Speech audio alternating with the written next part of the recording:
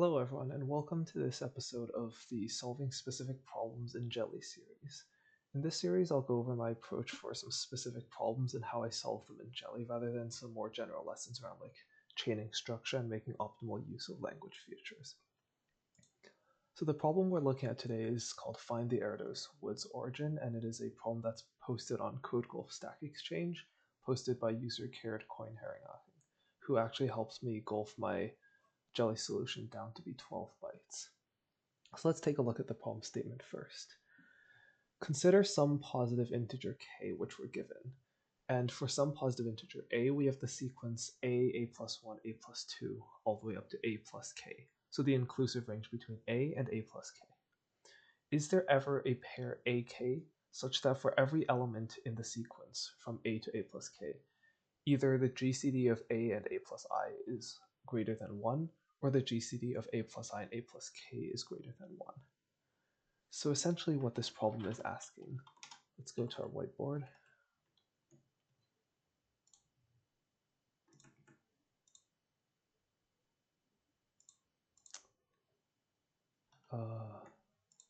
Whatever, we don't need it. What we're basically asking is, let's say we have a is equal to like 10 and k is equal to 6. So the sequence we have starts at a, and then we have a plus 1, a plus 2, all the way up until a plus k. So if for each element we take the GCD of it with the leftmost item, so a, and the rightmost item a plus k, what do we get? So if we take the GCD of each of these with 10 first, we get 10, 1, 2, 1, 2, 1, 2. And if we take the GCD of each of these with 16, we get 2, 1, 4, 1, 2, 1, 16. So let's space these out a bit so we can see where our values are more easily. So we see here that for the numbers 11, 13, and 15, oh sorry, this should be a 5 here. For elements 11 and 13, the GCD of that element with a and a plus k were both equal to 1. So this, for example, would not be a valid sequence. And so it turns out that yes, there is some pair ak. For example, the first one is if a equals 2184 and b is equal to 16, then if we take the range from 2184 up until 16 plus 2184, we get those elements. And if we take the GCD of each of those with each of the numbers 2184 and 2200 themselves,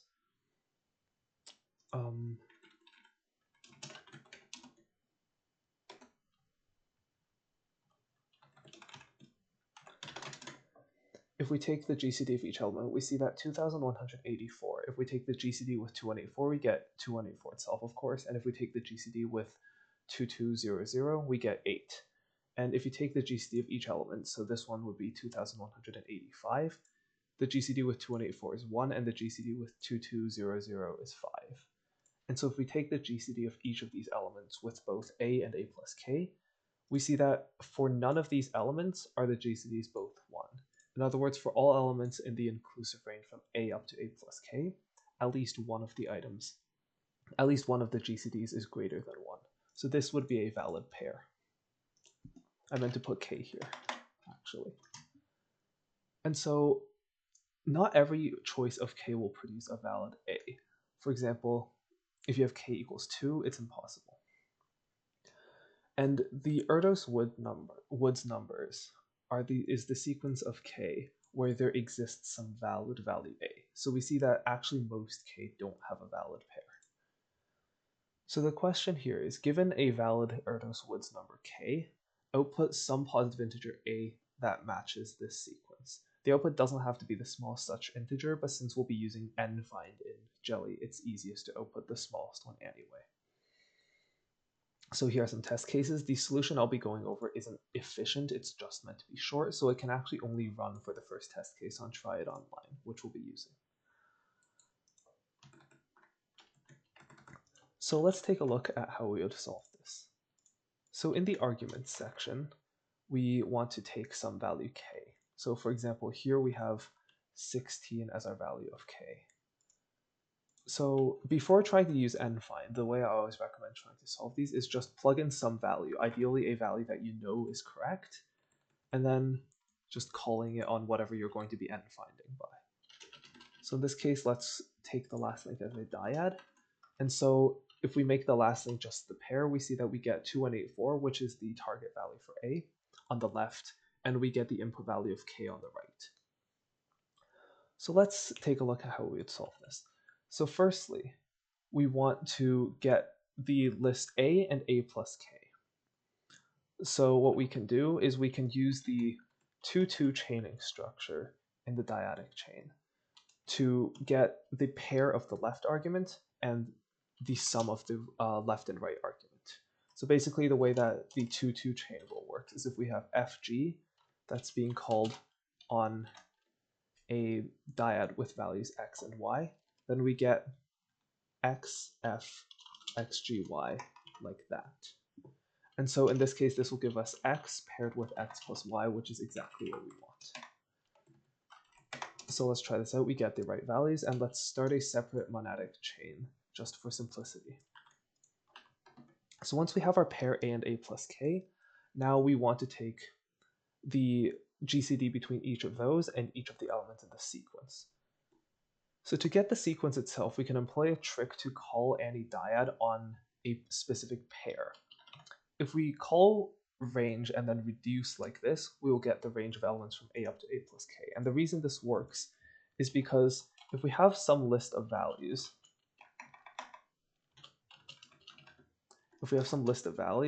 and you call reduce on it, you get AFB, and then apply F with that in C, and then keep going like that, etc.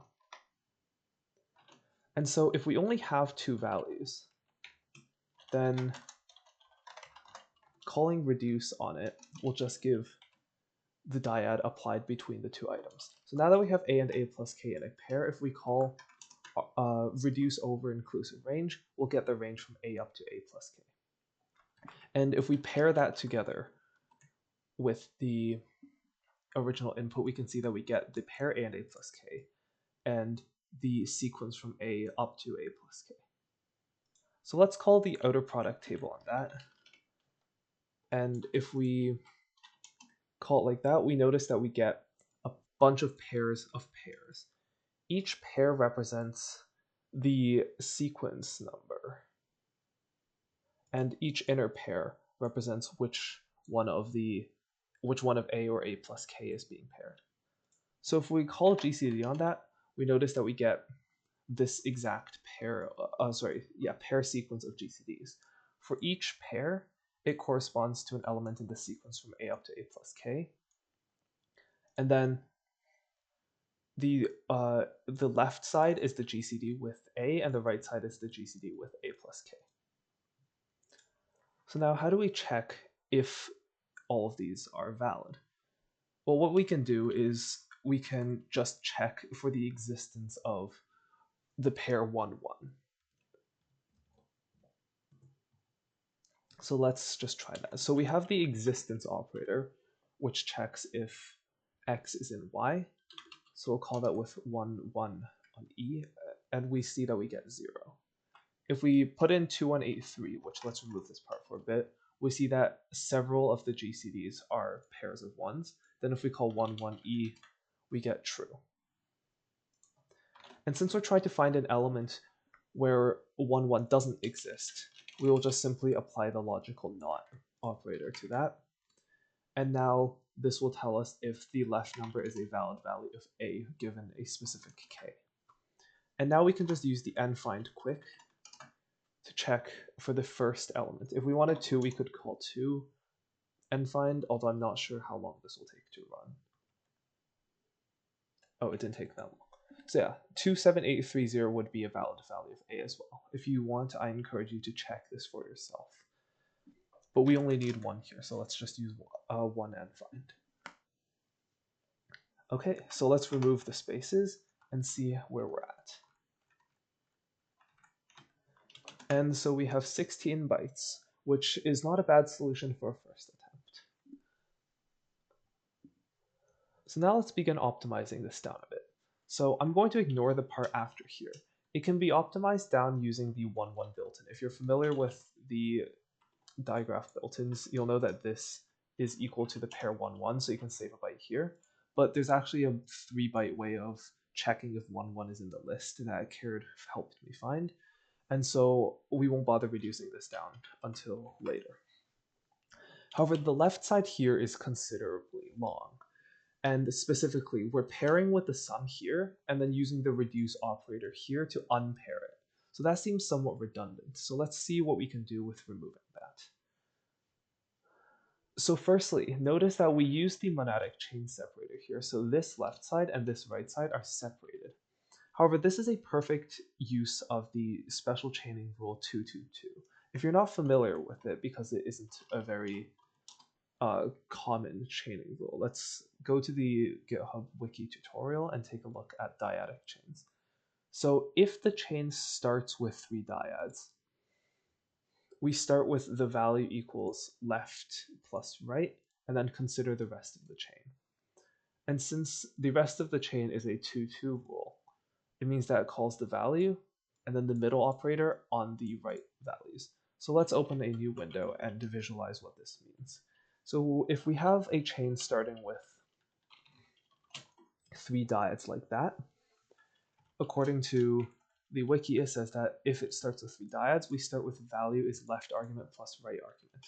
So initially value is equal to xfy, and so we now have v with g, h, and then the rest of the chain called with y.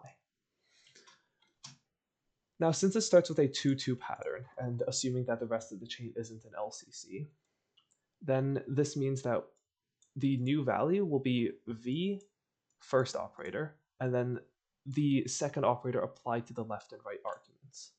So in this case, the left argument here is still x, it's not v.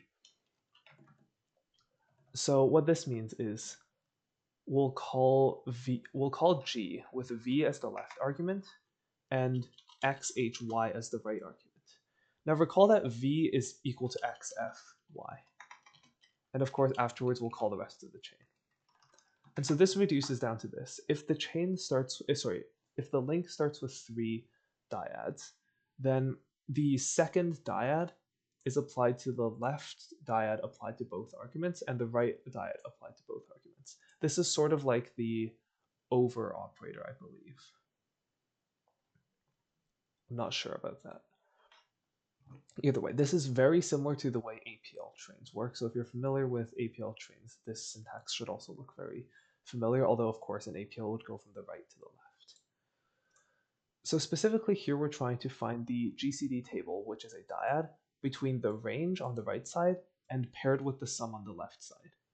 So since both the left and the right side will be using A and K, this is a perfect time to use the 2-2 chain rule. So instead of creating a new monadic chain here with the chain separator, we'll use the last 2 links as dyad quick. So we'll convert this part into a quick, into one single chain, which means given A and B, pair A with A plus B, or given A and K, pair A with A plus K. On the right side, we're going to do similar thing, but with R. So we're going to take the range from A up to A plus K. And if we call that, we get the same value, because now instead of finding the pair and then on the right side unpacking it, we're just going to apply both the left and right dyadic operators to both of the left and right arguments using the special 2-2 chain rule. So let's remove some spaces, and we notice that we're up to 17 bytes now, actually. So this is longer than our previous solution. But also notice that we have the plus and then the dyadic comparator twice. So in other words, what this is telling us is that if we put A plus K on the right side, we wouldn't need either of these. right? If we take the left part of the chain here, what this is saying is given A and B, take the GCD table between A, B, and A up to B. So A is already on the left. Now we just need to put A plus K on the right side. How do we do that? Well, we can use the last 3 links as dyad combinator quick, combine this entire 2, 2, 2 chain into one dyad, and then call it with the sum on the right using the standard 2, 2 rule. So let's call that, and we see we get the same value. And now we're down to 15 bytes from the previous 16. Okay, so that's this part optimized. I'll get into a different solution later on. And now we need to optimize this part. So first of all, we have the built-in for the built-in digraph nilad for 1, 1. We don't need to actually write it out with all 3 bytes. However, there's a different way of approaching this. Note that GCD cannot give a value less than 1, at least not for positive integers that we're working with. So since we're checking to see if there's at least one pair where the elements are at least one element is greater than 1, it's the same thing as checking if there's at least one element that isn't 1. So if we subtract 1 from each element, then what we're saying is there a 0, 0 pair? So if we use the decrement operator, which automatically vectorizes, of course, let's call this on 2184, and we see that our previous GCD list now decreases by 1. And so if we call with 2183, we see that we'll get 0 pairs here. So now just for sanity check, let's check if 0, 0 exists.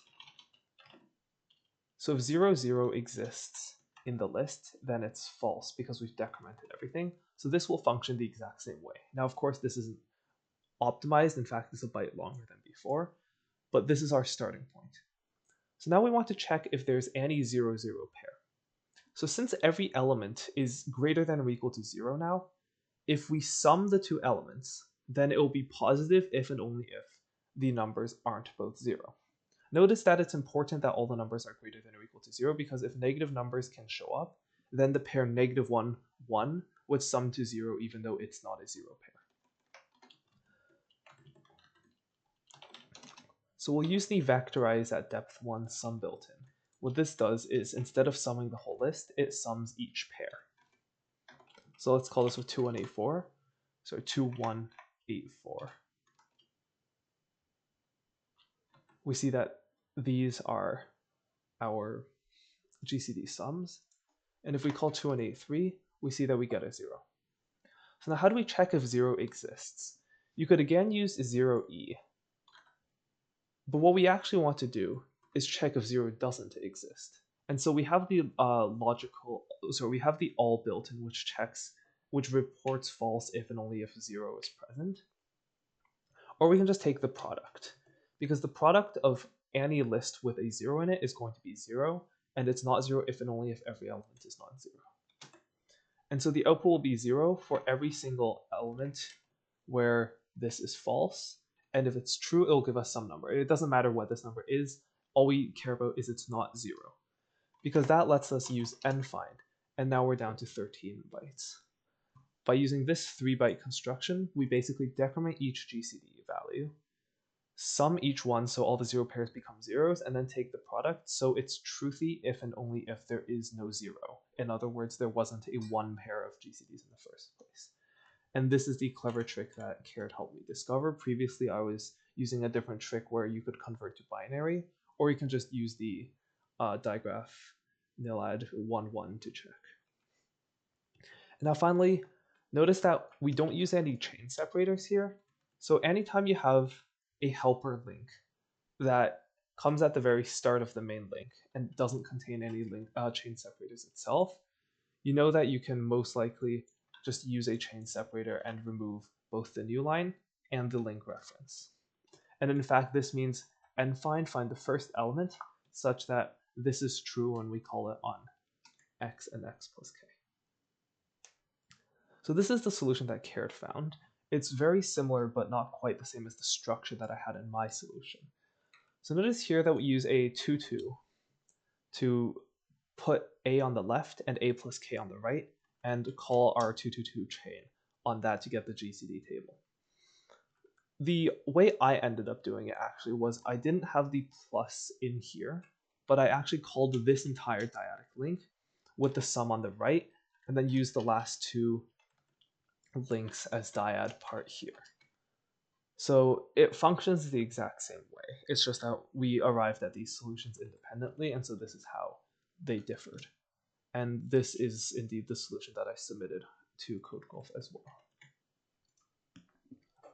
So just as a final bit of review, let's just go over exactly how to break this down. If we were to see the solution and there wasn't already an explanation written, how do you interpret this? Well, the first part is the n-find, because everything else is combined into one link. So n-find, this tells us get the first element matching some condition. So what is that condition? Well, we have this part here being called as a dyad. And so we're basically asking find the first element A that matches A, F, K, where K is the input argument because F is a dyad. And so now what is F?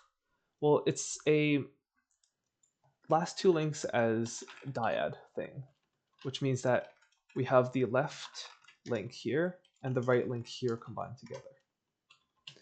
And so since it's a 2-2 chain, we have it in the form A, F, G, K, which means that we'll get AF, AG, K.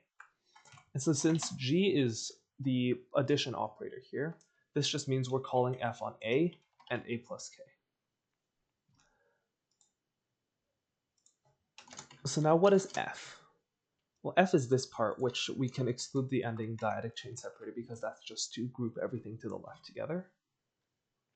So let's take a look at this. Since this, if we read the tutorial and look at the steps for walking down the chain, it starts with 3 dyads. And so we get the special 2-2-2 combination. This is in the form A, F, G, H, K. And as we know from before, or sorry, A plus K. And as we know from before, that's equivalent to AF, A plus K, G, A, H, A plus K. So let's break that down. F is the pair operator. So on the left side, we'll have A paired with A plus K. And then we'll run G, or specifically G product table, I guess. And on the right side, we have H. The function H here is R, inclusive range. So we'll have the range from A up to and including A plus K. So this is what we'll get initially. And so this is just the list of pairs, which are the GCDs between each element and both the left and right side. And now we have a successive chain of 3 monads, which we walk down the chain just one by one. So we have decrement, so we'll get all of the GCDs minus 1. Then we have vectorized sum, which just sums each pair. And now if there was a 1-1 pair from here, it's been decremented into a 0-0 pair, so the sum will be 0. And therefore, when we take the product of all of the sums, it will be 0 if and only if there was a 0 in the sums. In other words, there was a 0 pair in the decremented GCDs. In other words, there was a 1-1 here. And so overall, this gets the first element A, such that when we call this link on A and A plus K, this link on A and A plus K, we get truthy. And so this is a solution to this problem as well.